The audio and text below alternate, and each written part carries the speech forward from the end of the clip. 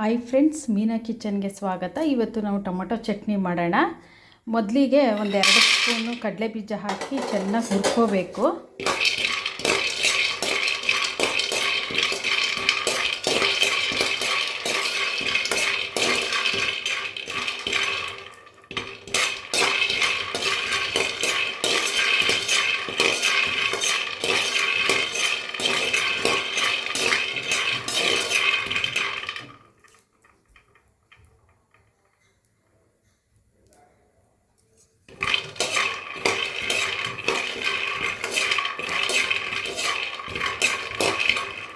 ಸ್ವಲ್ಪ ಹುರಿದಾಗಿದೆ ಇದು. ಈ ಥರ ಸ್ವಲ್ಪ ಕೆಂಪಗೆ ಬರೋ ಹಾಗೆ ಹುರ್ಕೊಂಡು ಹಸಿಮೆಣ್ಸಿನ್ಕಾಯಿ ಹಾಕ್ಕೊಂಡು ಹುರ್ಕೋಬೇಕು. ನಮ್ಮ ಖಾರಕ್ಕೆ ತಕ್ಕಂಗೆ ಎಷ್ಟು ಬೇಕಷ್ಟು ಹಸಿಮೆಣ್ಸಿನ್ಕಾಯಿ ಹಾಕ್ಕೋಬೇಕು.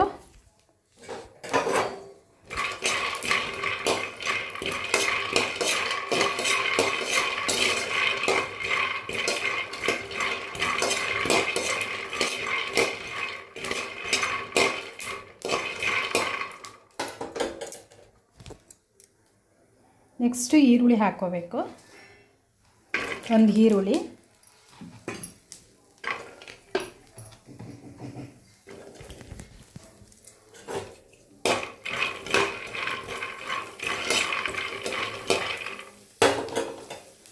ಒಂದು ಸ್ಪೂನ್ ಎಣ್ಣೆ ಹಾಕ್ಕೊಳ್ಳೋಣ.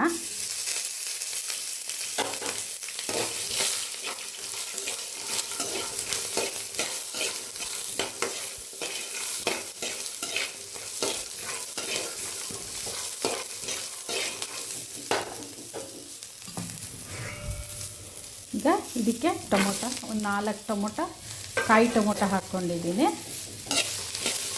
ಇದು ಚೆನ್ನಾಗಿ ಕಲರು ಚೇಂಜ್ ಆಗಬೇಕು, ಆ ರೀತಿ ನಾವು ಹುರ್ಕೋಬೇಕು. ಇದನ್ನು ಸಿಮ್ ಮಾಡಿಕೊಂಡೆ ಹುರ್ಕೋಬೇಕು, ಜಾಸ್ತಿ ಉರಿ ಇಡಬಾರ್ದು.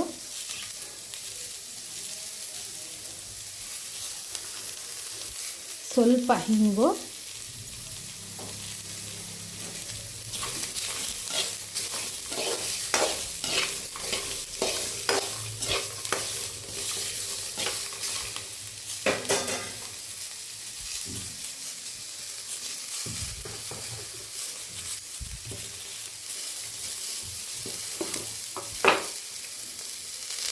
ಸ್ವಲ್ಪ ಉಪ್ಪು ಹಾಕ್ಕೋಬೇಕು.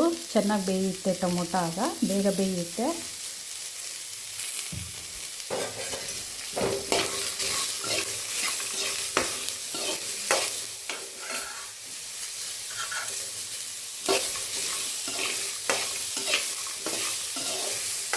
ಚೆನ್ನಾಗಿ ಉರಿಲಿಲ್ಲ ಟೊಮೊಟೊ ಅಂದರೆ ಅದು ಒಗ್ಗರಾಗ್ಬಿಡುತ್ತೆ.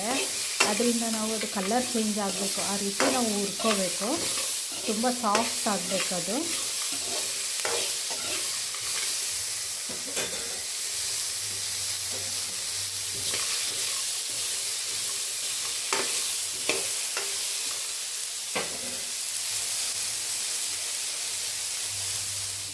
ಹಾಯ್ ಫ್ರೆಂಡ್ಸ್, ಇದಾಗಿದೆ.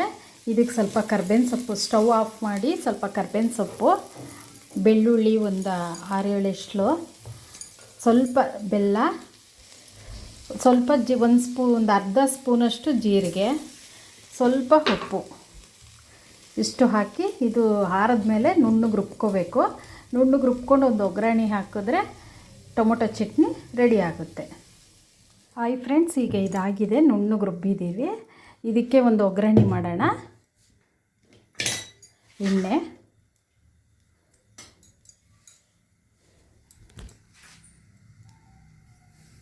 ಎಣ್ಣೆ ಕಾದ್ಮೇಲೆ ಸಾಸಿವೆ,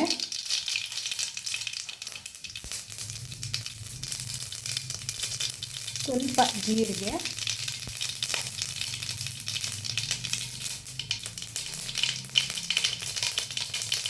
ಕರಿಬೇವು,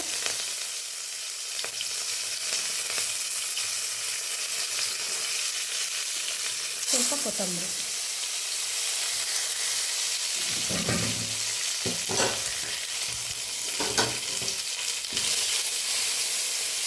ಸ್ವಲ್ಪ ಫ್ರೈ ಮಾಡಿಬಿಟ್ಟು ಈಗ ಇದಕ್ಕೆ ಚಟ್ನಿ ಹಾಕಿ ಸ್ವಲ್ಪ ಒಂದು ಸುಮ್ಮನೆ ಫ್ರೈ ಮಾಡಿಬಿಟ್ಟು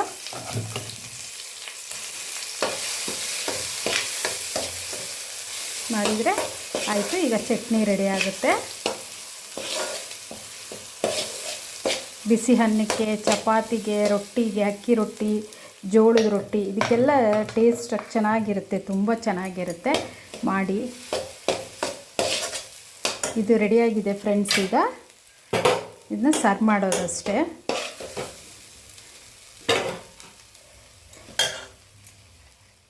ಹಾಯ್ ಫ್ರೆಂಡ್ಸ್, ಈಗ ರೆಡಿಯಾಗಿದೆ. ಇದನ್ನು ನೀವು ಬಿಸಿ ಅನ್ನೋ ಜೊತೆ ತುಪ್ಪ ಹಾಕ್ಕೊಂಡು ತಿಂದರೂ ಚೆನ್ನಾಗಿರುತ್ತೆ. ರೊಟ್ಟಿ ಜೊತೆ ಎಲ್ಲ ಚೆನ್ನಾಗಿರುತ್ತೆ, ಚಪಾತಿ ಜೊತೆ ಎಲ್ಲ ಚೆನ್ನಾಗಿರುತ್ತೆ. ನೋಡಿ ಫ್ರೆಂಡ್ಸ್, ಮಾಡಿ ಒಂದಿನ ನೋಡಿ ಟೇಸ್ಟ್ ಹೇಗಿತ್ತು ಅಂತ ಕಮೆಂಟ್ ಮಾಡಿ, ಶೇರ್ ಮಾಡಿ, ಸಬ್ಸ್ಕ್ರೈಬ್ ಆಗಿ. Thank you friends.